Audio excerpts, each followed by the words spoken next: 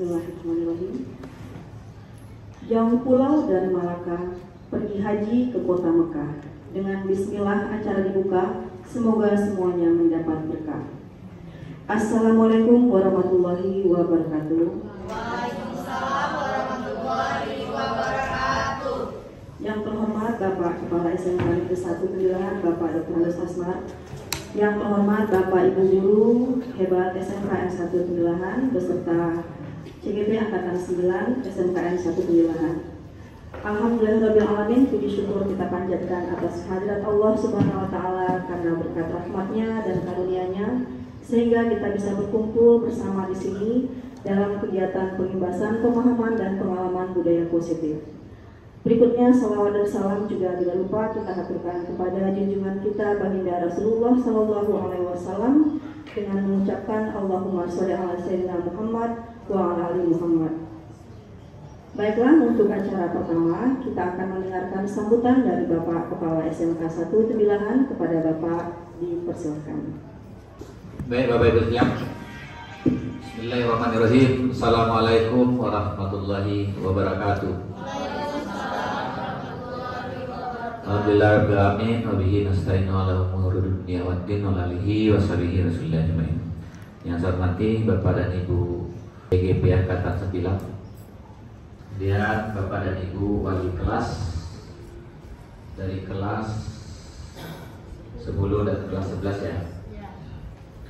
Alhamdulillah puji syukur kita panjatkan ke Allah Subhanahu wa Ta'ala dengan limpah rahmat dan karunia-Nya. Alhamdulillah kita secara walafiat tanpa kurang suatu apapun. Dan salawat beri salam marilah juga kita sampaikan kepada Nabi besar Muhammad sallallahu alaihi wasallam. Allahumma shalli ala Muhammad wa ala alihi. Bapak dan Ibu wali kelas yang saya hormati, kegiatan hari ini adalah pengimbasan nilai-nilai budaya positif yang dilakukan oleh CGP Angkatan 9. Bapak dan Ibu sekalian, ini bukan penyelesaian tugas-tugas oleh CGP, bukan, tapi guru penggerak itu memang tujuannya menggerakkan. Bapak dan Ibu sekalian, pada hari ini pengimbasan budaya positif. Nah, jadi nilai budaya positif itu nanti memang harus terimbas, harus ada jejaknya. Jadi tidak dalam kepala kita masing-masing, tapi betul-betul terimplementasi dengan baik. Nah, nanti mungkin CGP akan memberikan sedikit pengimbasan kepada kita semua Bapak dan Ibu wali kelas.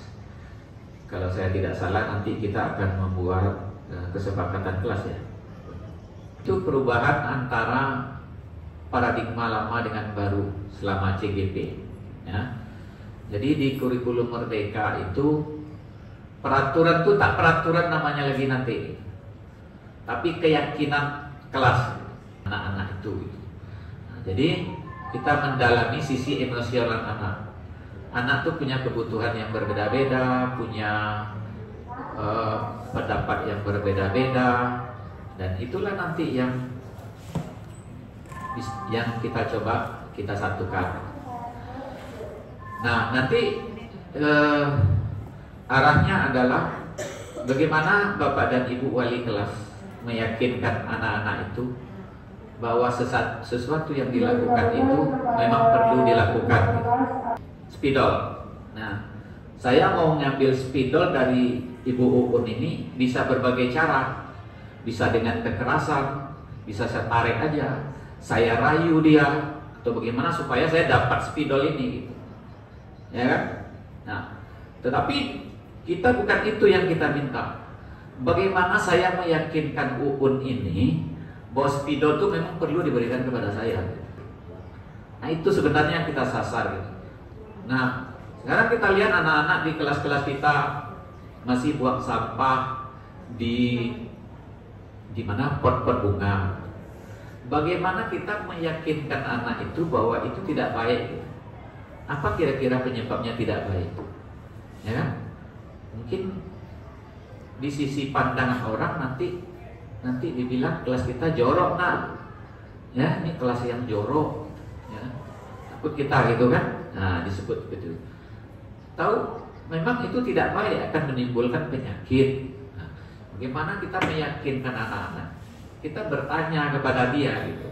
Nah, jadi itu ya Bapak Ibu sekalian, sedikit mengenai membangun budaya positif. Jadi kita membangun atau membuat keyakinan kelas, keyakinan tuh ya jauh kali ya itu ya, sudah dalam hati betul itu.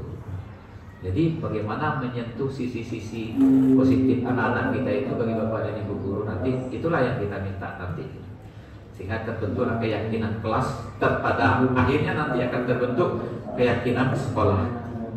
Barangkali itu saja. Selamat kepada kita semua untuk mengikuti kegiatan pengimbasan modul budaya positif ini. Terima kasih. Assalamualaikum warahmatullahi wabarakatuh. Terima kasih Bapak atas sedikit masukan mengenai budaya positif yang bisa dipahami untuk Bapak Ibu sekalian. Tadi sudah disampaikan kepada Bapak, nanti kita akan membagi ke dalam kelompok. Nanti Ibu Titi yang akan membagi kelompok antara kelompok kelas 10 dengan kelompok kelas 11.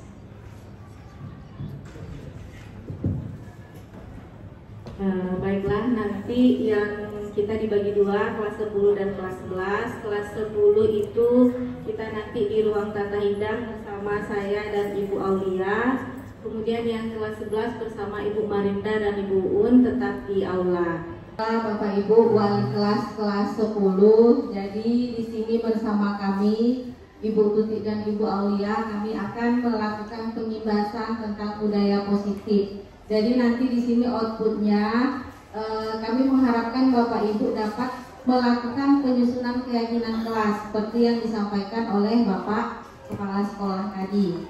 Ya, budaya positif di sekolah yaitu nilai-nilai dan kebiasaan-kebiasaan di sekolah yang berpihak pada peserta didik agar mereka dapat berkembang menjadi pribadi yang kritis, hormat dan bertanggung jawab. Di sini kita ada gambar di samping.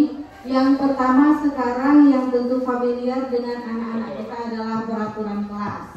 Ya, nah sekarang bagaimana kita merubah paradigma menjadi dari peraturan menjadi keyakinan kelas, di mana nanti keyakinan kelas ini akan menumbuhkan lingkungan-lingkungan yang positif sehingga akan terwujud budaya positif. Perilaku manusia, keyakinan kelas, 5 Tuhan dasar manusia, 5 posisi kontrol dan segitiga restitusi.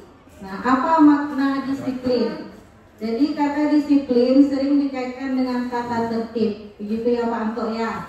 Disiplin sering dikaitkan dengan tata tertib. Anak-anak yang disiplin adalah anak-anak yang melaksanakan tata tertib, teratur dan kepatuhan pada peraturan. Kata disiplin juga sering dihubungkan dengan hukuman. Padahal itu sungguh berbeda karena belajar dengan disiplin tidak harus dengan memberi hukuman. Justru itu adalah salah satu alternatif terakhir atau bahkan kalau perlu tidak digunakan sama sekali.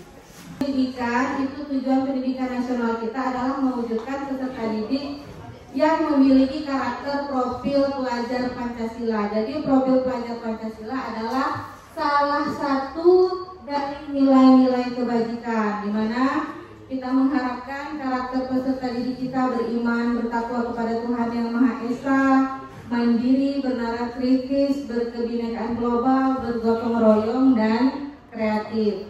Motivasi perilaku manusia. Jadi motivasi perilaku manusia itu ada motivasi eksternal dan internal. Kalau eksternal itu adalah yang datang dari luar, contoh menghindari ketidaknyamanan atau hukuman atau dari rasa sakit. Atau yang kedua untuk mendapatkan imbalan atau penghargaan dari orang lain. Kemudian motivasi internal, motivasi yang tumbuh dari dalam dirinya yaitu untuk menjadi orang yang mereka inginkan dan menghargai diri sendiri dengan nilai-nilai yang mereka percayai. Jadi mereka berperilaku karena mereka yakini bahwa ini adalah sebuah kebaikan. Nah, kita contoh pada diri kita. Sebagai seorang guru, saat Anda hadir mengajar di kelas tepat waktu, motivasi apakah yang mendasari tindakan Anda? Yang pertama Anda datang tepat waktu karena tidak ingin ditegur oleh atasan dan kemudian mendapat surat peringatan. Yang kedua, atau karena Anda ingin mendapatkan pujian dari atasan dan mendapat penghargaan sebagai karyawan atau guru berprestasi. Atau yang ketiga, Anda menjadi orang yang menghargai waktu, menghargai diri Anda sendiri sebagai teladan bagi murid-murid Anda. Karena ingin mendapatkan pujian dari atasan dan mendapatkan penghargaan sebagai karyawan atau guru berprestasi, berarti masih juga motivasi eksternal, yaitu untuk mendapatkan imbalan atau penghargaan dari orang lain. Sekarang, hukuman versus konsekuensi. Hukuman bersifat tidak terencana atau tiba-tiba. Hukuman bersifat satu arah dari pihak guru yang memberikan, dan murid hanya menerima suatu hukuman tanpa melalui kesepakatan. Nah, ini hanya hukuman yang diberikan bisa berupa fisik maupun psikis. Murid atau anak disakiti oleh suatu perbuatan atau kata-kata. Kemudian konsekuensi. Disiplin dalam bentuk konsekuensi. Konsekuensi sudah terencana dan sudah disepakati. Kemudian pada konsekuensi, murid tetap dibuat tidak nyaman untuk jangka waktu pendek. Peraturan dan konsekuensi yang ini sudah diketahui sebelumnya oleh murid. Sikap guru di sini senantiasa memonitor murid. Nah, sekarang kita cek. Mari berlatih hukuman atau konsekuensi. Lari mengelilingi lapangan basket 2 kali karena terlambat hadir di sekolah. Ini hukuman atau konsekuensi? Hukuman. Oke. Membersihkan coretan yang dibuat di meja tulis. Ini hukuman atau konsekuensi? Konsekuensi. Kenapa hukuman Pak Dani? Karena disuruh gitu. Oh, karena disuruh. Oke, nanti kita cek. Murid diminta bertelanjang kaki sepanjang hari karena tidak menggunakan sepatu warna hitam sesuai peraturan sekolah.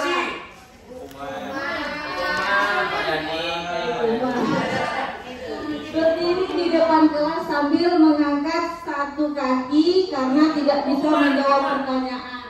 Hukuman. Ini kita cek nih dia jawabannya. Yang pertama, lari, hukuman. Yang kedua, membersihkan coretan. Jadi hukuman dan konsekuensi. Tadi hukuman itu dia bersifat tidak terencana, bersifat satu arah, fisik, baik fisik maupun kata-kata. Kalau konsekuensi selama ini dia biasanya relevan dengan kesalahan yang dia lakukan. Nah, ini hukuman, konsekuensi, dan restitusi. Jadi ada istilah baru lagi, restitusi. Ibu, ada yang pernah dihukum waktu di sekolah? Pernah. Masih ingat sampai sekarang kan? Masih ingat sama gurunya kan? Karena saya pengalaman pribadi juga seperti itu, pernah dihukum dan dipermalukan sampai sekarang masih teringat jelas memorinya. Nah, begitulah anak kita, ya, mereka akan merekam jelas apa yang mereka alami di waktu SMP. Ini keyakinan kelas. Inilah sasarannya. Mengapa keyakinan kelas? Mengapa bukan peraturan kelas? Nah, ini peraturan. Oke, sekarang pembentukan keyakinan kelas. Keyakinan kelas itu bersifat abstrak, kemudian berupa pernyataan positif sedikit saja agar mudah diingat, 3-7 keyakinan sesuai dengan kondisi kelas dan sekolah sehingga mudah diterapkan. Tapi kalau keyakinan kelas itu semua dilibatkan. Setiap anak berhak untuk menyampaikan usul atau saran mengenai peraturan yang ingin mereka tetapkan di kelas. Oke, ini cara membuat keyakinan kelas. Yang pertama, guru memberikan pemahaman tentang peraturan, menuliskan peraturan yang ingin diterapkan di kelas. Jadi mereka yang menempelkan di papan. Setelah ditempelkan di papan, tentu ada anak yang punya usul yang sama. Ya, pasti ada yang sama. Jadi kita mengulas bersama. Kita menuntun murid mengubah peraturan menjadi kata-kata yang positif. Memilih nilai-nilai keyakinan yang dituju. Keyakinan kelas menjadi poster dan dipajang di kelas. Untuk materi saya tadi sampai di sini. Sekarang kita lanjutkan pada, atau ada pertanyaan? Ibu Meni, silakan Bu Meni. Di sini pertanyaan saya, tadi Bu Tuti sudah menjelaskan tentang cara pembuatan keyakinan kelas. udah butuh dipaparkan. Nah, saya ingin bertanya di sini, apakah ada cara lain untuk pembuatan keyakinan kelas? Nah, mungkin itu pertanyaan saya. Terima kasih. Assalamualaikum Bapak Ibu semuanya. Saya akan mencoba menjawab pertanyaan dari Ibu Neni. Jadi sebenarnya penyusunan keyakinan kelas itu fleksibel ya, bisa pakai apa saja gitu kan. Tergantung kita maunya sama siswa bagaimana. Karena kita face to face berjumpa dengan cara yang unik aja daripada pakai kertas polos, biasanya kita pakai sticky note warna-warni. Jadi mereka antusias nih bikin. Malah itu mau warna pink mem, warna biru mem, hanya gara-gara kertas itu malah pilih-pilih. Mereka semangat untuk bikin, maka kita bikin pakai sticky note. Tapi cara lainnya, kalau misalnya sticky note ya, kalau misalnya Bu Neni suka secara daring atau Ibu Neni cinta dengan cara teknologi, Ibu mungkin bisa menggunakan Padlet. Padlet itu kita klik aja di Google Padlet, nanti kita diarahkan bagaimana cara membukanya. Kita bisa bikin frame-nya seperti apa, nanti isi aja pertanyaannya, apa keyakinan kelas yang ingin kalian bentuk di sekolah. Nanti mereka akan ngasih, terus bikin juga, tulis nama dan selfie. Jadi masukkan foto, lalu nama, jadi mereka tuh semangat tuh membuat boleh saling komen sama teman-temannya. Jadi nanti Bu Neni bisa melihat menggunakan InFocus, di-showkan di proyektor di depan, nanti mereka sama-sama melihat, oh ini si Anto misalnya kan, misalnya si Anto membuat tentang ini, gitu ya, membuat tentang kebersihan. Nanti ada lagi membuat tentang, contohnya di kelas saya ada yang membuat tolong kaos kaki diganti 2 hari sekali. Nah, ada yang buat begitu, itu kan sebenarnya kan kalau disimpelkan kebersihan saja gitu kan. Ya ada lagi yang bilang guna please pakai deodoran dan parfum. Dia seperti mengungkapkan curhatan, tapi nanti kita tinggal simpulkan mau pakai kalimat yang keyakinannya seperti apa. Nah, bisa Ibu dipahami bisa? Assalamualaikum warahmatullahi wabarakatuh. Waalaikumsalam. Di sini saya ingin bertanya, apa perbedaan antara keyakinan dan peraturan secara singkatnya aja, Pak? Awalnya saya juga bingung ya, Bu Safir, peraturan sama keyakinan. Kayaknya dipersulit gitu ya. Kalau peraturan aja lah. Apa sih harus jadi keyakinan lagi? Keyakinan itu kan seperti sesuatu yang harus ditanamkan gitu ya. Jadi kalau setelah saya belajar mendengarkan berulang-ulang, ternyata kalau peraturan itu dia keputusannya itu sepihak. Jadi yang bikin ini, yang kena hukuman siapa, mereka nggak tahu apa hukumannya gitu. Kalau keyakinan lebih ke kesepakatan. Kalau misalnya dilanggar bagaimana gitu. Jadi mereka sama-sama sepakat untuk membuatnya. Terus lagi kalau peraturan itu dia menggunakan kata-kata yang memerintah dan kadang negatif. Misalnya jangan buang sampah, itu kan kalimat perintah dan negatif karena ada kata jangan. Tidak boleh memainkan HP misalnya kan, itu kan negatif. Sedangkan keyakinan itu dia menggunakan kalimat-kalimat yang positif. Itu aja sebetulnya. Oke, Bu Safir? Oke. Ini saya akan menjelaskan tentang 3 hal. Yang pertama 5 kebutuhan dasar, yang kedua 5 posisi kontrol guru, dan yang ketiga tentang segitiga restitusi. Sebelumnya kita ice break dulu. Bapak Ibu mungkin bisa berdiri. 1, 2, 3. Tertawa buka mulut 3 kali. Hahaha. Tertawa buka mulut 2 kali. Hahaha. Tertawa buka mulut 1 kali. Tertawa buka mulut tanpa suara.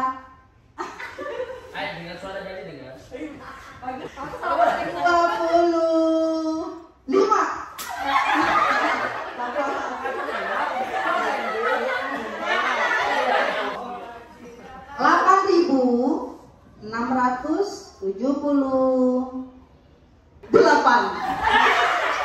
Oke, tepuk tangan buat Bapak Ibu semua. Nah, kali ini saya akan menyampaikan mengenai 5 kebutuhan dasar manusia. Jadi ini introduction-nya adalah untuk mengembangkan budaya sekolah yang positif dengan lingkungan yang aman dan mendukung murid untuk menjadi pribadi yang seimbang dan bahagia, maka salah satu upaya yang dapat dilakukan adalah dengan memahami kebutuhan dasar. Nah, jadi ketika kita membuat keyakinan kelas, kita kan harus mengenali dulu nih anak siswa kita di kelas itu yang sebanyak 32 sampai 36 siswa. Itu bagaimana kondisi kebutuhan dasarnya. Nah, ini adalah 5 kebutuhan dasar manusia menurut Bapak William, Dr. William Glasser, Mr. William Glasser. Dia menyatakan bahwa manusia ini memiliki 5 kebutuhan dasar. Manusia ya Bapak Ibu, bukan hanya siswa kita saja. Kita sebagai guru, sebagai manusia memiliki kebutuhan dasar yang harus terpenuhi. Jadi kalau ada tindakan-tindakan negatif dari diri kita, biasanya itu karena kebutuhan dasar kita ada yang tidak terpenuhi. Kebutuhan dasar yang pertama yaitu kebutuhan bertahan hidup. Ini mencakup fisiologis yaitu kesehatan, rumah, dan makan. Lalu biologis dan psikologis. Jadi kalau Bapak Ibu kesehatannya sehat, rumah ada, makanan ada, berarti kebutuhan dasarnya sudah terpenuhi. Ini bisa kita dapatkan dengan sering berolahraga untuk mendapatkan kesehatan ya, lalu mencukupi dengan makan dan tidur juga memberikan perlindungan seperti rumah. Lanjut yang kedua yaitu kasih sayang dan rasa diterima. Nah, ini meliputi rasa ingin dihargai. Jadi setiap manusia pastinya pengen dihargai, pengen dinilai, pengen dikasihi. Ini bisa kita dapatkan melalui koneksi sosial, pertemanan, melalui dengan ketulusan dan keakraban. Jadi sisa anak kita di rumah mungkin yang suka rewel, nangis, mungkin itu dia sedang kebutuhan dasarnya akan rasa cinta dan sayang itu kurang terpenuhi, makanya dia rewel. Gitu ya Pak Anto ya. Lanjut yang ketiga yaitu kekuasaan, pengakuan atas kemampuan. Nah, ini merupakan kekuatan dalam mencapai sesuatu, terampil berprestasi, diakui, kompeten, dan ingin didengar. Jadi ini seperti rasa bahwa kita ingin dinilai lebih oleh orang-orang, bahwa misalnya si Andi lah ya. Si Andi ini dalam kelas dia terlihat paling menonjol, mungkin paling meribut, atau mungkin kawan-kawannya begitu segan sama dia. Mungkin dia ingin dinilai bahwa diri dia adalah orang yang paling berani dalam kelas, sehingga ini dikatakan bahwa dia haus atau dia ingin kebutuhan dasar kekuasaannya diakui oleh teman-temannya. Lanjut kebebasan. Kebebasan di sini mandiri, memiliki pilihan, mampu mengendalikan arahnya sendiri. Kebebasan memilih dan membuat pilihan. Ternyata kebutuhan akan kebebasan ini juga penting untuk manusia karena kita ingin memilih. Kita kan tidak mungkin selalu ditunjuk ya kamu harus A dan B, kamu harus A dan B. Pasti kita punya keinginan untuk melakukan pilihan sendiri. Dan kebutuhan dasar yang terakhir yaitu kesenangan. Mencari kesenangan, bergembira, bermain, tertawa, bersenang-senang, dan bergurau. Ini adalah kebutuhan dasar juga. Jadi kita makhluk hidup ini perlu bahagia, yaitu kesenangan.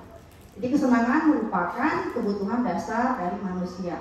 Jadi kebutuhan dasar manusia menurut Dr. William tadi ada 5. Yang pertama kebutuhan dasar, kebutuhan bertahan hidup, kebutuhan kasih, sayang, dan rasa cinta atau rasa diterima. Terus yang ketiga penguasaan, keempat kebebasan, dan yang kelima adalah kesenangan.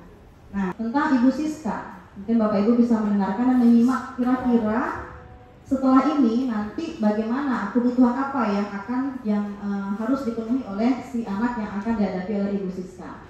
Ibu Siska adalah wali kelas 11 MPLB 2 sedang bingung menghadapi ulah salah satu murid di kelasnya bernama Doni. Beberapa anak di kelas 11 MPLB 2 telah datang padanya dan mengeluhkan Doni yang sering kali meminta bekal makan siang mereka dengan paksa. Jika Anda menghadapi situasi seperti Ibu Siska, apa yang akan Anda lakukan?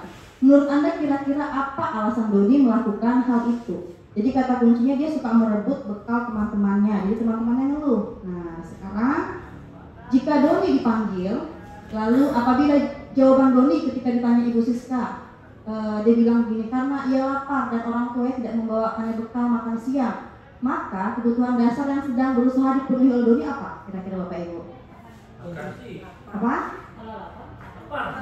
Apa itu kebutuhan dasar bertahan hidup? Ya, berarti dia merasa tidak membawa bekal, lapar, maka kebutuhan dasar yang terganggu adalah kebutuhan dasar untuk hidup. Lalu yang kedua, apabila Doni menjawab bahwa alasannya mengambil bekal temannya karena dia merasa senang temannya jadi memperhatikan dia. Ketika temannya melaporkan tindakan itu pada gurunya dan gurunya memberitahu orang tuanya sehingga orang tuanya memperhatikan dia. Kira-kira kebutuhan dasar apa yang belum terpenuhi? Kebutuhan kasih sayang. Ya, jadi minta perhatian katanya kan. Di sini kalimatnya gurunya memberitahu orang tuanya sehingga orang tua jadi memperhatikan dia. Berarti dia butuh anak rasa kasih dan sayang. Lalu yang berikutnya, apabila jawaban Doni dia merasa hebat karena temannya jadi takut dengan dia dan menuruti keinginannya, maka sebetulnya Doni sedang berusaha memenuhi kebutuhan dasar akan kekuasaan. Jadi dia ingin dianggap bahwa dia hebat. Lalu yang berikutnya, apabila jawaban Doni dalam kasus di atas bahwa dia merasa bosan dengan bekal makanan yang dibawa ibunya dari rumah, karena ibunya selalu membawa bekal yang sama, karena itu dia ingin mencoba makanan teman-temannya yang beraneka ragam, maka Doni sedang berusaha memenuhi kebutuhan kebebasan, karena dia mungkin tidak bisa mendapatkan itu dari orang tuanya, gitu ya. Mungkin dia segan, mungkin doa sama mamanya, mah pengen bawa ini, pengen bawa itu. Jadi kebebasan dia sedang terganggu, belum bisa memilih. Lanjut yang terakhir nih, apabila jawaban Doni ia melakukannya karena iseng, menikmati ekspresi wajah teman-temannya yang kesal karena diambil makanannya. Menurut dia ekspresi temannya itu lucu, maka Doni sedang berusaha memenuhi kebutuhan akan kesenangannya, dia butuh hiburan, makanya diusirin lah temannya. Ya, mungkin ada bapak ibu yang seperti itu. Ada, ya. Jadi, ya. Kalau misalnya Pak Anto usil, berarti Bapak Anto sedang terganggu kebutuhan dasar akan kesenangannya. Berarti itu hiburan, gitu ya. Senantiasa berusaha untuk memenuhi kebutuhannya dengan berbagai cara, betul? Betul. Bila mereka tidak bisa mendapatkan kebutuhan dengan cara positif, mereka bisa melanggar aturan dan melakukan hal yang tidak sesuai dengan nilai kebajikan. Jadi tadi ya Bapak Ibu ya, jadi jika ada tindakan perilaku kita atau siswa kita atau anak kita di rumah atau mungkin keluarga kita yang agak melenceng gitu ya, berarti ada 5 kebutuhan dasarnya yang salah satunya mungkin tidak tercukupi, tidak terpenuhi gitu ya, tidak tersampaikan. Konsep 5 kebutuhan dasar manusia tidak hanya berlaku bagi anak-anak. Jadi ini ya Bapak Ibu, tidak hanya berlaku bagi anak-anak, tapi juga semua manusia mengalami itu. Jadi kenapa ada pencuri? Mungkin ya kebutuhan dan hidupnya terganggu, makanya dia harus mencuri. Atau mungkin orang yang suka merenggut, mungkin di mukanya suka merenggut, mungkin dia kurang akan kebutuhan akan kesenangan. Nah makanya ada kebutuhan yang tidak terpenuhi sehingga sesuatu negatif terjadi. Lihatlah para guru di sekolah Anda, dapatkah Anda memprediksi kira-kira guru mana yang memiliki kebutuhan dasar tinggi akan penguasaan, kebebasan, kesenangan, atau kasih sayang dan rasa diterima? Kebutuhan dasar mana yang sedang berusaha dipenuhi oleh guru ketika mereka melakukan sebuah tindakan tertentu? Nah, di sini tidak dipikirkan kebutuhan dasar akan hidup karena rasanya mungkin semua orang sudah mencukupi. Jadi kira-kira kita bisa berkaca nih, kira-kira akhirnya kebutuhan dasar apa ya yang belum tercukupi? Atau mungkin kita bisa melihat teman sebelah kita, oh ini Pak Anto nih, kebutuhan dasar akan kesenangan tidak tercukupi, makanya diusir, gitu ya. Oke, lanjut kita bahas dulu, apa ini restitusi? Restitusi adalah proses menciptakan kondisi bagi murid untuk memperbaiki kesalahan mereka. Restitusi juga adalah proses kolaboratif yang mengajarkan murid untuk mencari solusi. Nah, jadi biasanya kita kalau siswa menghadapi siswa bermasalah, kita kan selalu memikirkan solusi dari kita. Harusnya kamu begini, kamu begitu. Nah, sedangkan restitusi ini kita memancing mereka untuk berpikir, mencari apa solusi yang harus mereka lakukan atas problem yang mereka perbuat. Gitu ya. Jadi restitusi itu kita memancing mereka untuk menggali bagaimana cara mereka memikirkan solusi dari permasalahan yang mereka buat. Di sini ada 5 posisi kontrol dalam restitusi. Adalah perjalanan seorang pendidik agar dapat mengenali dirinya.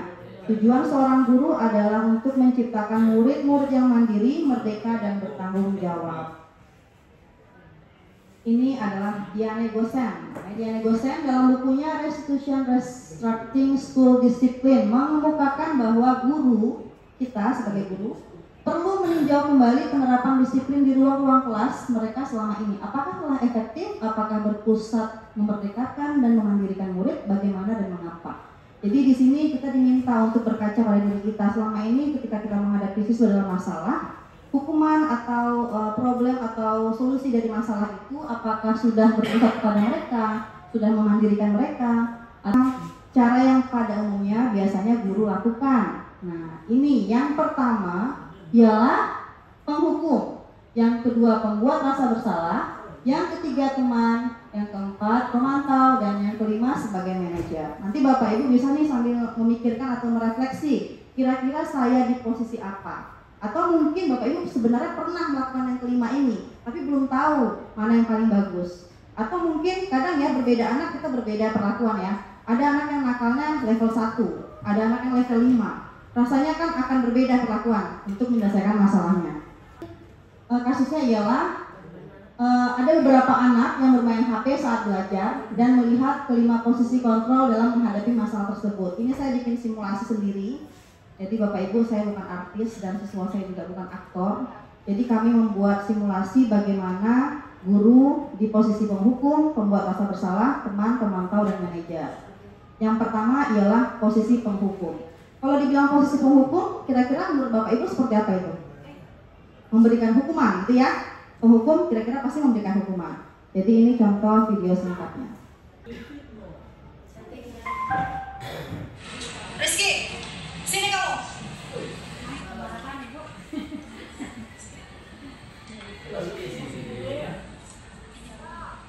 Kamu main HP? Tidak, Ben. Kamu pikir kan tidak tahu?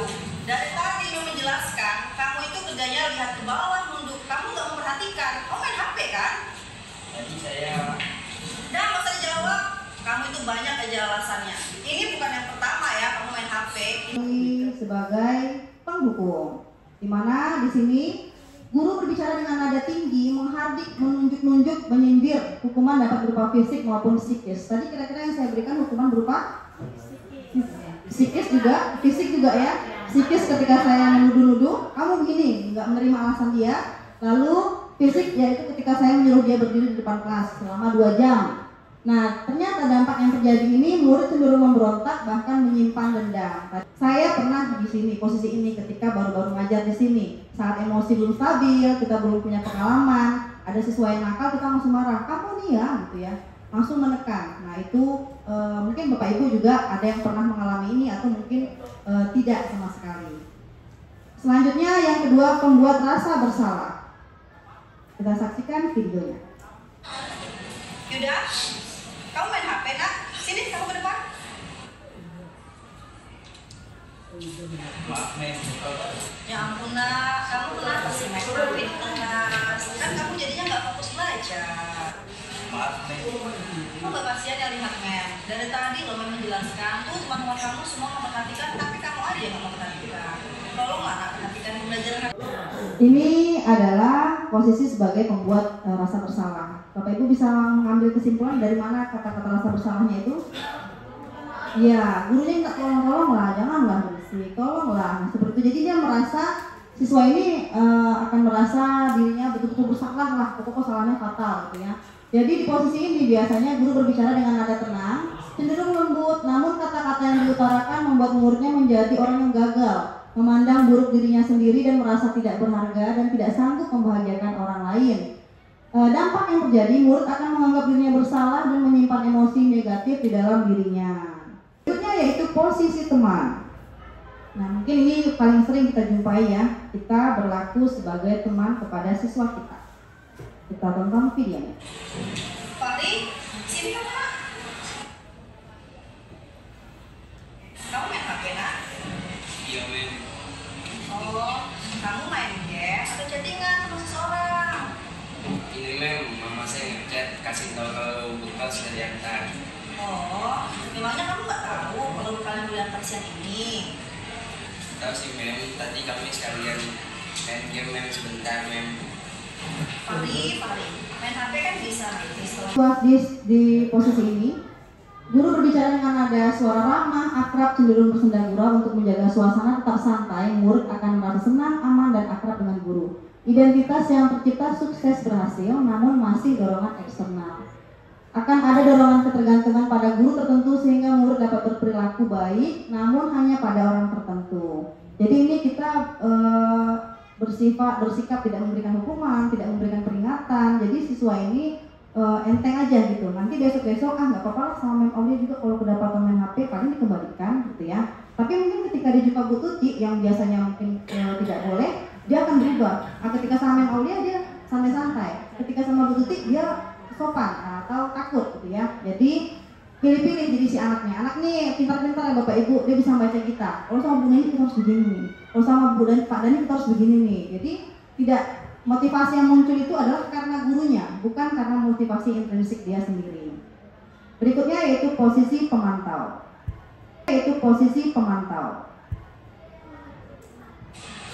Akbar, sini kamu nak.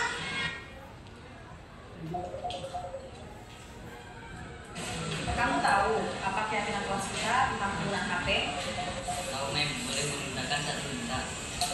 Oh, terus tadi apa yang kamu lakukan di kursi kamu? Saya bermain HP tadi mem, padahal tidak sindrom buka HP. Bagus, berarti kamu sudah tahu nih. Terus apa konsekuensinya atas pelanggaran ini? Saya harus mengerjakan tugas tambahan mem, tidak boleh beristirahat. Ya, benar, itu konsekuensinya.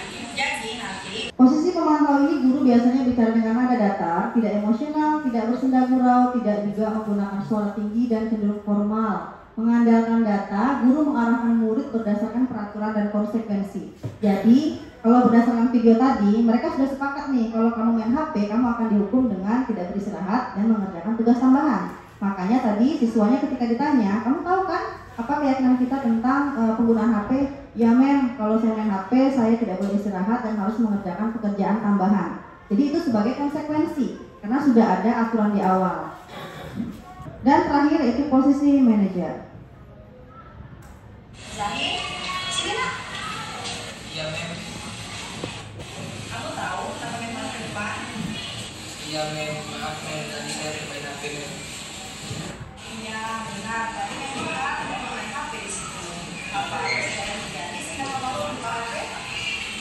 Tadi ibu saya WA mem, mau tahu kalau bukan kerjaan kita. Oh gitu. Apa ada alasan lain? Dan tadi saya bermain di sekitar mem, maka saya ngantuk.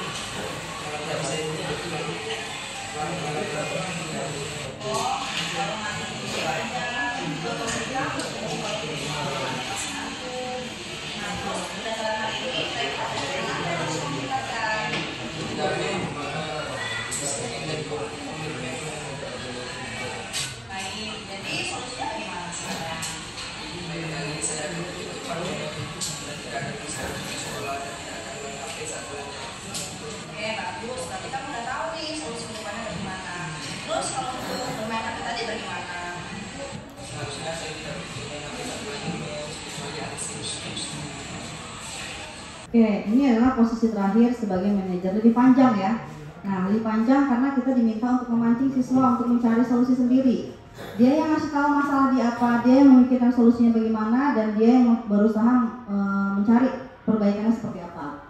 Jadi di sini guru berbicara dengan suara netral, tidak emosional, tidak terlalu ramah dan tidak bernada tinggi. Tercipta identitas positif dan berhasil. Guru mengajukan pertanyaan-pertanyaan bermakna agar membuka pikiran murid. Guru membimbing murid untuk memecahkan masalahnya secara mandiri.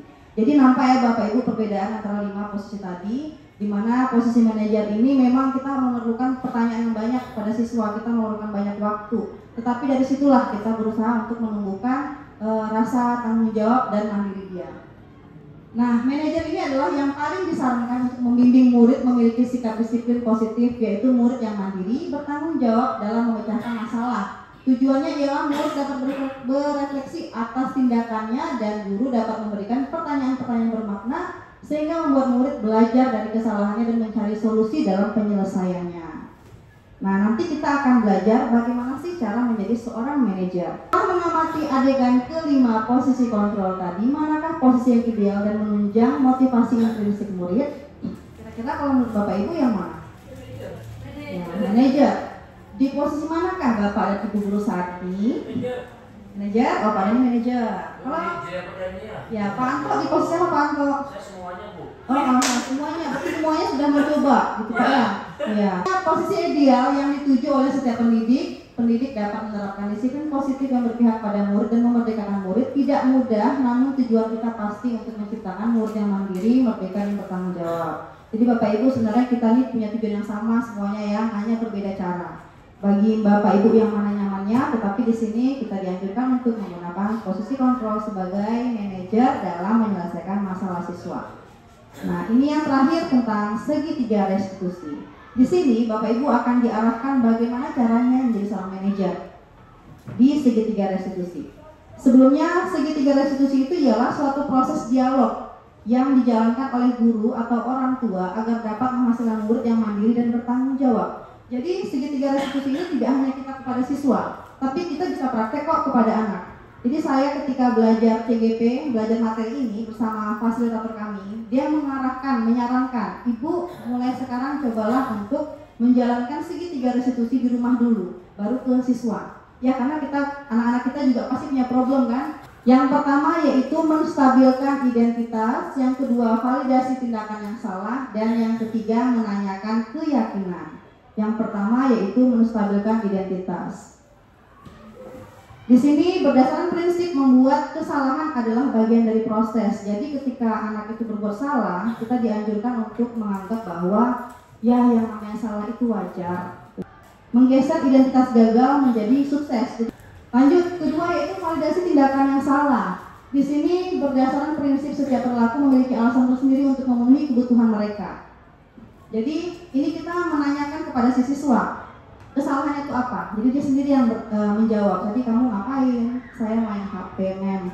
Kenapa kamu main HP? Karena saya mengantuk. Alasan pertama mamanya antar bekal, yang kedua saya mengantuk. Untuk menghilangkan kantuk, dia bermain HP.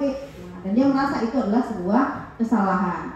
Jadi di sini guru akan bergeser dari pemikiran stimulus, respon menjadi proaktif. Jadi di sini kita merespon setiap jawaban siswa dan memberikan pertanyaan-pertanyaan yang bermakna.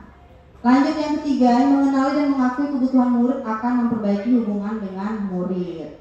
Selanjutnya, menanyakan keyakinan. Nah, ini yang terakhir, murid akan diberikan pertanyaan-pertanyaan bermakna untuk memunculkan motivasi secara intrinsik, mampu mengaitkan keyakinan dengan tindakan yang salah.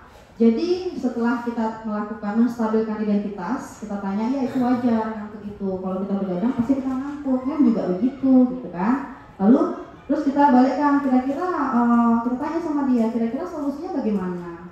Oh iya, kalau gitu saya besok malam gak usah bergadang lah, mem. Udah pikirkan dia, poin satu itu gak usah bergadang. Lalu berikutnya apa?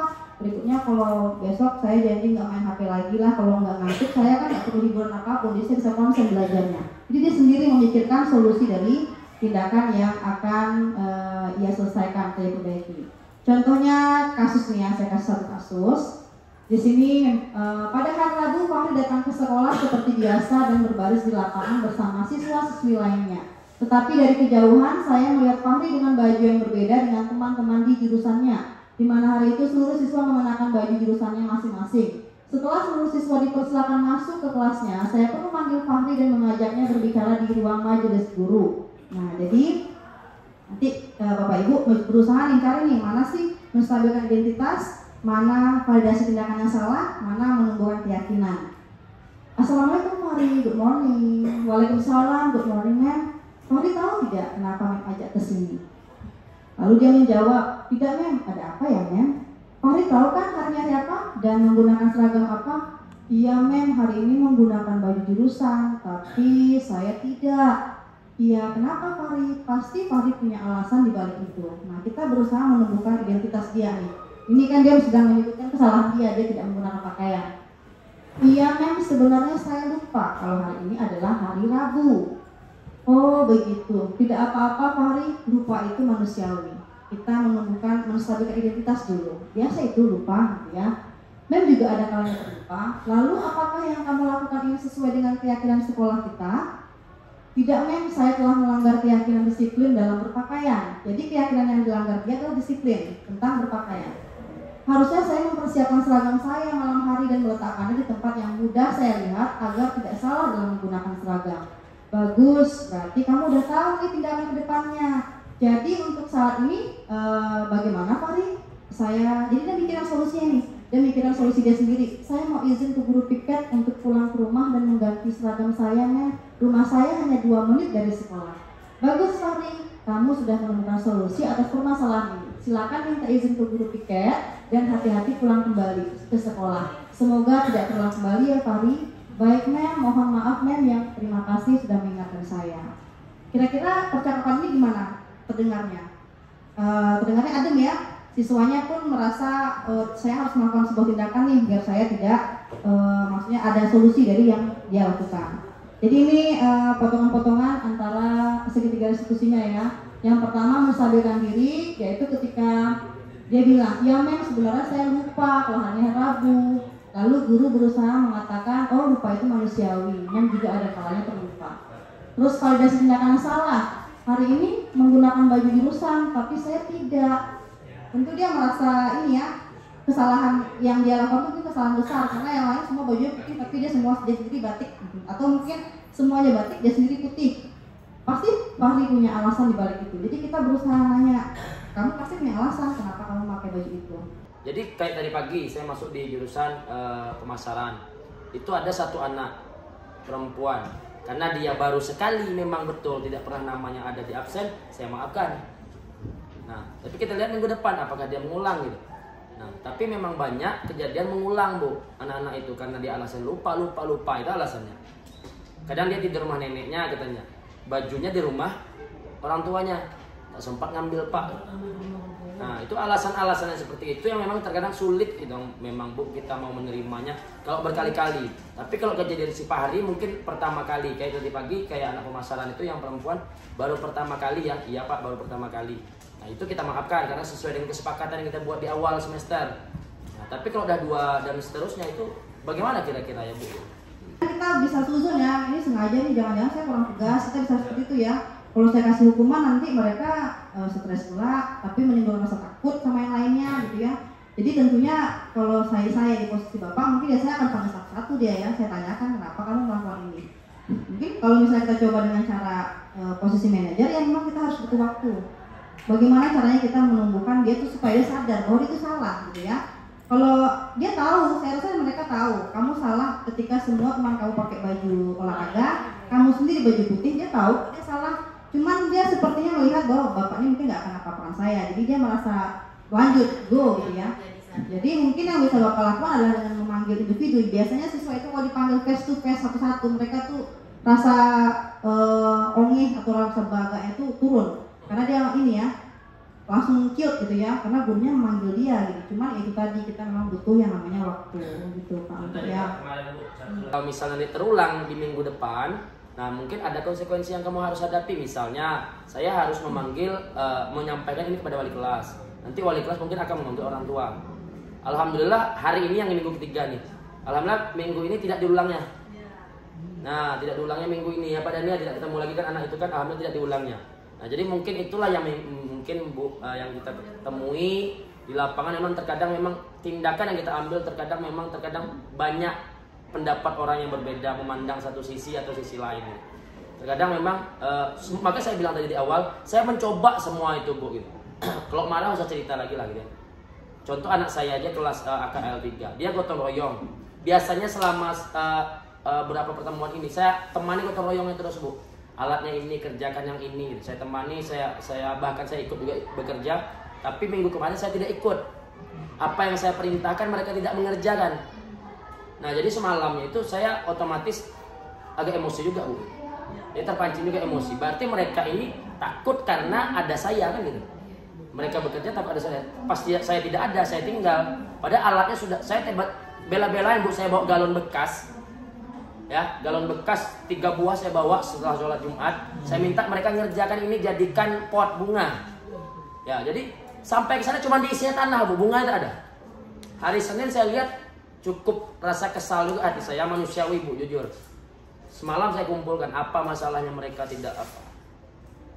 Nah, jadi itulah Bu yang kita hadapi. Makanya semua posisi itu jujur saya pribadi saya lakukan semuanya Bu. Pastinya kita punya, apalagi Bapak Ibu Bu Ati Bu ya, yang lama dah ya, pasti punya mengalami berbagai macam pengalaman. Kak Wati juga kan. Ya mungkin Bu Ati boleh cerita pengalaman yang pengalaman selama salah satu yang berkesan lah gitu kan ketika menghadapi siswa. Oke, baik, terima kasih. Mungkin sekedar menyampaikannya. Salah satunya adalah memang kita dengan cara sekarang untuk menumbuhkan bagaimana budaya positif di sekolah kita. Yang paling mendasar memang kita sebagai guru memang kita harus punya cara yang kontrol yang baik dari semua segmen ya. Salah satunya kita punya pengalaman, mungkin Pak Anto juga mungkin sudah ada di sini waktu itu, masih mengenal namanya Jarwaji. Itu setiap hari terlambat, tapi apa yang terjadi?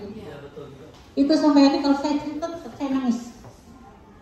Semua guru menghukum, ternyata dia menjaga orang tuanya yang sakit, bagi harus mempersiapkannya. Jadi saya juga termasuk orang yang pernah menghukum dia, sampai hari ini saya merasa bersalah. Kemudian ada lagi beberapa anak yang mungkin sampai hari ini Bapak Ibu yang masih dalam kontrol saya. Ada beberapa anak yang mau berhenti, tapi alhamdulillah tetap berjalan sampai sekarang. Dan mungkin setiap malam juga bisa sharing, bisa chatting, jadi teman. Karena merasa dia adalah anak-anak broken home. Bahkan ada yang sudah tamat, Bu Aulia sama Bu Tuti mungkin cukup 6 bulan saya harus melupakan mereka. Karena setiap hari harus sampai cerita hal-hal yang semuanya di sekolah mengapa seperti itu. Jadi bagi guru memang perlu seperti yang disampaikan Pak Anto, memang kita perlu tegas, kita perlu apa, tapi ada kalanya kita memang sebagai teman. Jadi kita berpesan mudah-mudahan dengan kegiatan seperti ini dan tersampaikan ke semua. Kalau saya menyarankan mungkin ke Ibu Aulia, Bu Tuti, sampaikan ke semua guru. Karena dengan kegiatan seperti ini, Bu Aulia dan Bu Tuti, jadilah pelopor untuk orang lain lebih bagus ke depan. Terima kasih. Kita ini dikumpulkan, kita ini kan berjodoh sebenarnya ya. Kita dengan siswa kita adalah jodoh karena kita dikumpulkan di tempat yang sama, kita bertemu setiap hari. Tentunya kita pasti tidak akan menghafal kasus yang mereka bawa dari rumah. Mereka ke sekolah ke sini dengan membawa tujuan ingin belajar gitu ya. Tetapi dengan kasus problem yang beraneka ragam. Saya saja sebagai wali kelas ketika masuk saya juga melakukan wawancara atau tanya jawab sama siswa, bagaimana kamu di rumah, kamu gimana, sampai saya menanyakan kasus orang tuanya, gimana mama papa kamu, boleh ya bertanya di rumah mama papa kamu gimana, akrab? Nanti ada yang bercerita mama papa saya begini, berkelahi, sering berkelahi. Nah dengan kata berkelahi saja kita udah tahu nih pasti anak ini bermasalah mentalnya. Yang paling sering saya jumpai itu siswa yang di sini memang siswa yang paling banyak itu adalah bermasalah dengan keluarganya. Jadi bagaimana anak ini bisa belajar, Bu ya? Bagaimana dia bisa belajar menerima semua pembelajaran kalau hatinya saja rapuh di rumah? Walaupun di sekolah ini dari jam 8 sampai jam 4, di rumah jam 4 sampai besok pagi, tentu lingkungan yang paling merangkul dia adalah keluarga. Tetapi keluarga tidak memberikan tempat itu, sehingga mereka akhirnya mencari perhatian di sekolah dengan melakukannya macam-macam. Jadi dulu saya merupakan guru yang misalnya belajar tentang present tense, kamu harus menguasai present tense. Jadi present tense yang to be, perempuan mereka harus tahu. Saya begitu. Saya bagaimana caranya biar materi saya sampai, mereka jelas gitu. Jadi saya memaksa. Tapi setelah berjalannya waktu, saya menyadari bahwa kalau mengajar itu memang benar Bu ya, kita tidak bisa mengajar otak saja. Jadi sekolah sebenarnya kita membentuk karakter.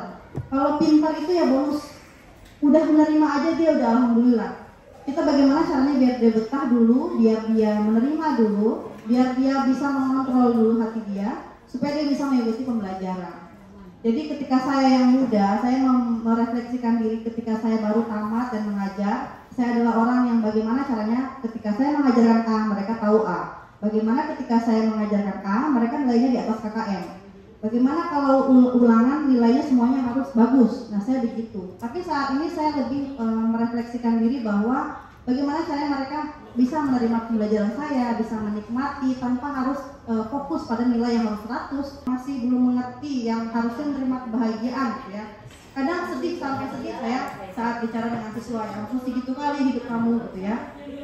Jadi kadang saya tanamkan sama siswa saya bahwa luka yang kamu dapat ketika kamu remaja ini sudah cukup sampai di kamu aja. Nanti besok kalau kamu punya keluarga, jangan kamu tanamkan luka itu sama keluarga kamu, sama anak-anak kamu. Iya men, katanya begitu ya. Karena kenapa? Yang bisa memberhentikan luka itu hanya diri dia. Karena kita kan kayak dia tumbuh di lingkungan A, pasti ketika dia berkeluarga dia akan hidupkan lingkungan A tadi. Jadi saya bilang ketika kamu terluka, sedih, kamu tahu itu sakit, udah berhenti di kamu aja. Saat mereka sampai jam 12 malam, mereka membantu orang tuanya jualan di pasar, jualan gorengan. Nah, seharusnya kalau menurut saya sekolah kita ini, maaf nih Bu ya, harus menyesuaikan memang pendekatan itu kepada murid. Nah, pulang sekolah membantu mamanya menyetrika baju orang, baju tetangganya. Mama itu ke rumah-rumah nyuci baju nanti disetrika. Itu bantu mamanya pulang sekolah. Nah, tapi kalau seandainya nanti dia pulangnya telat, ya kan, pulang jam 4, itu dia membantu dari jam 5 sampai jam 10 malam nyetrika baju. Kapan lagi belajarnya? Nah, jam 4. Seharusnya bisa sampai jam 2 paling lambat ya Bu Tuti ya. Dulu pernah kita lakukan itu. Sama juga, spektrumnya sama kok. Ya kan Bu Aulia? Nah, itu saja mungkin yang saya sampaikan Bu Tuti. Terima kasih.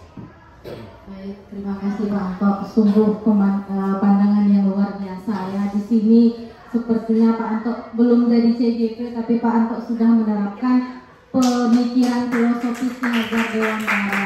Ya tadi sebenarnya ada di slide saya, tapi terganggu tadi. Yang Pak Anto terapkan adalah pemikiran filosofis Hajar Dewantara, bahwa yang pertama tadi anak bukan tabula rasa, bahwa anak itu terlahir memiliki garis yang samar-samar. Akan pulang full day, ya full day itu jam 4. Jadi ditemukanlah di lapangan itu anak-anak di kelas itu rata-rata tidak ada di sekitar jam 2-an itu hilang di kelas. Yang di kelas itu paling 4 orang, 5 orang.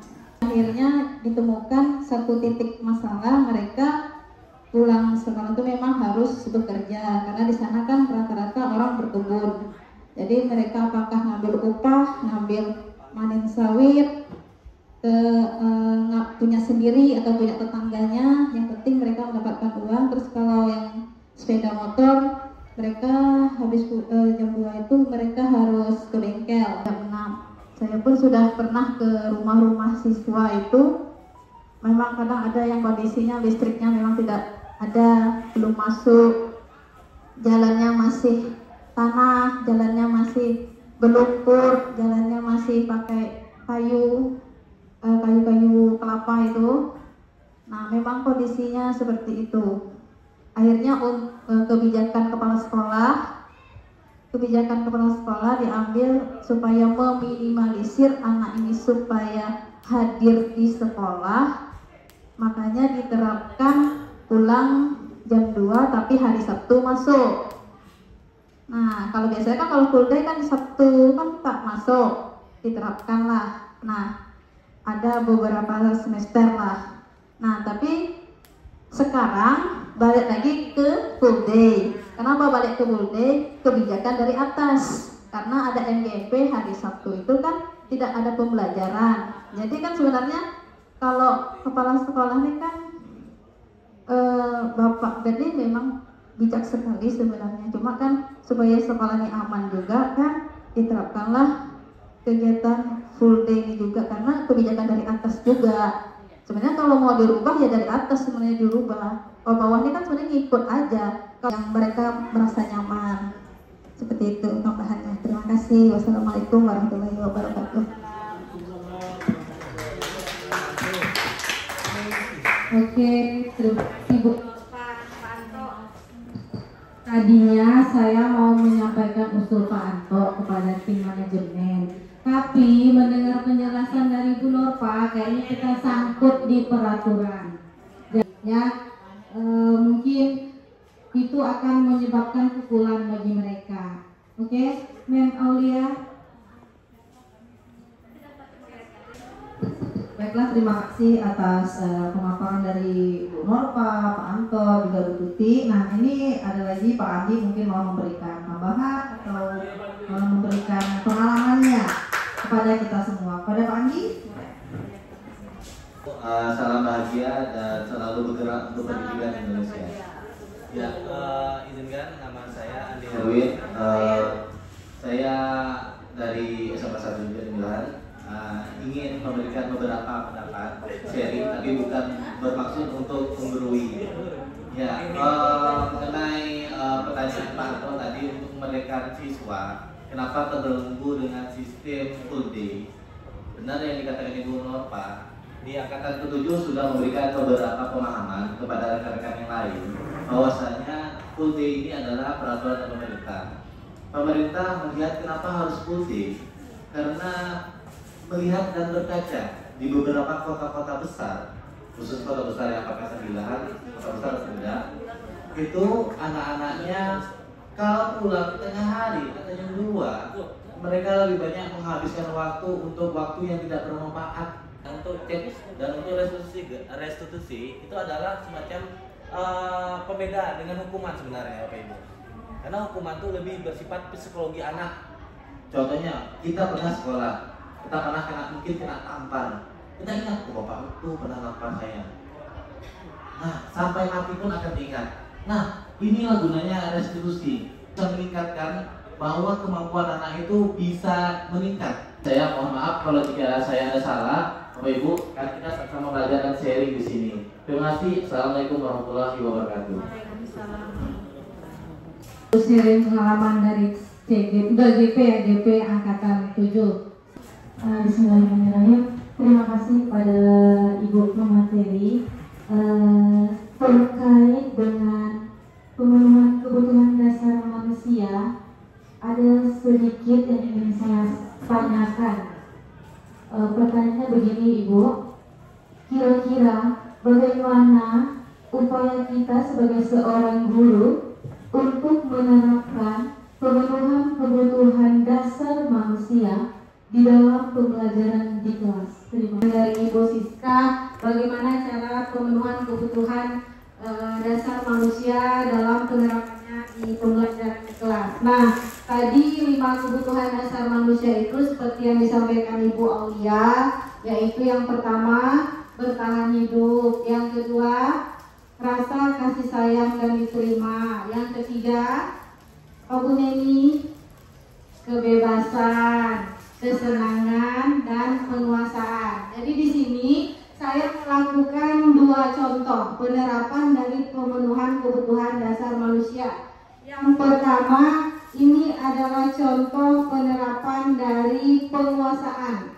Jadi saya masuk di kelas DKP, mereka mampu, saya mengakui bahwa mereka bisa, saya menunjuk mereka ke depan untuk menjelaskan kepada kawan-kawannya ya. Ini sebagai wujud apresiasi bahwa mereka menguasai. Nah, ini si Jennifer ya.